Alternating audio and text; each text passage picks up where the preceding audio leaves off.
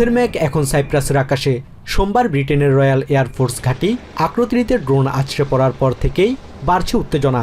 এই পরিস্থিতিতে সাইপ্রাসের পাশে দাঁড়াতে কালক্ষেপণ করেনি গ্রিস। মঙ্গলবার নিকোসিয়ায় এক জরুরি বৈঠকে গ্রিসের প্রতিরক্ষামন্ত্রী নিকোস ডেন্ডিয়া স্পষ্ট জানিয়েছেন, সাইপ্রাসকে লক্ষ্যবস্তু করা কোনোভাবেই মেনে নেওয়া হবে না। সাইপ্রাস ইরানের বিরুদ্ধে কোনো সামরিক অভিযানে অংশ নিচ্ছে না, ফলে যারা যুদ্ধের অংশ নয় তাদের উপর হামলা চালানো কোনোভাবেই গ্রহণযোগ্য নয়।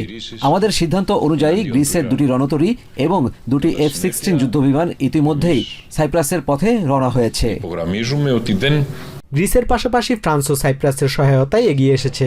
প্যারিস জানিয়েছে তারা ড্রোন ও মিসাইল প্রতিরক্ষামূলক ব্যবস্থার পাশাপাশি একটি ফ্রিগেট পাঠাবে। সাইপ্রাসের নিজস্ব কোনো শক্তিশালী বিমান বাহিনী না থাকায় ইউরোপিয়ান মিত্রদের এই সহায়তাকে স্বাগত জানিয়েছেন দেশটির প্রতিরক্ষামন্ত্রী ভাসিলিস পালমাস। এই উত্তেজনাকর পরিস্থিতিতে আমাদের পাশে দাঁড়ানোর জন্য আমি ইউরোপিয়ান অংশীদার এবং মিত্র দেশগুলোর প্রতি কৃতজ্ঞতা প্রকাশ করছি। শুধু সাইপ্রাস নয়, পুরো অঞ্চলের স্থিতিশীলতার জন্যই এই সমর্থন অত্যন্ত জরুরি।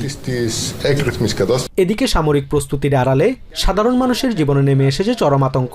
ব্রিটিশ ঘাটির পাশের গ্রাম আক্রতিরই এখন প্রায় ভুতুড়ে পল্লীতে পরিণত হয়েছে। প্রশাসনের নির্দেশে অধিকাংশ বাসিন্দা ঘরবাড়ি ছেড়ে নিরাপদ আশ্রয়ে চলে গেছেন। যে রাস্তাগুলো সবসময় সড়ক থাকতো সেখানে এখন কেবল শূন্যতা। তবে সবার মাঝে একই রকমের ভয় কাজ করছে না। 83 বছর বয়সী কোস্টাস কোলিয়াস্ট্রিসের মতো কেউ কেউ এখনও নিজেদের ভিটে মাটি আঁকড়ে ধরে পড়ে আছেন। তাদের মতে গ্রাম ছেড়ে পালানোর এই সিদ্ধান্ত ছিল অপ্রয়োজনীয়। আমি মোটেও চিন্তিত নই। আমরা খেয়েছি, শান্তিতে ঘুমিয়েছি, আমাদের কোনো সমস্যা নেই।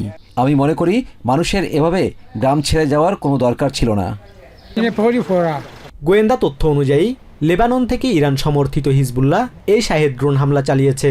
লক্ষ্য সাইপ্রাস নয়, বরং আমেরিকার ঘনিষ্ঠ মিত্র ব্রিটেনের ঘাঁটি হলেও যুদ্ধের এই আঁচ এখন সাধারণ সাইপ্রাসবাসীর দুয়ারে কড়া নাড়ছে। Basudebnath, TVN24 news desk.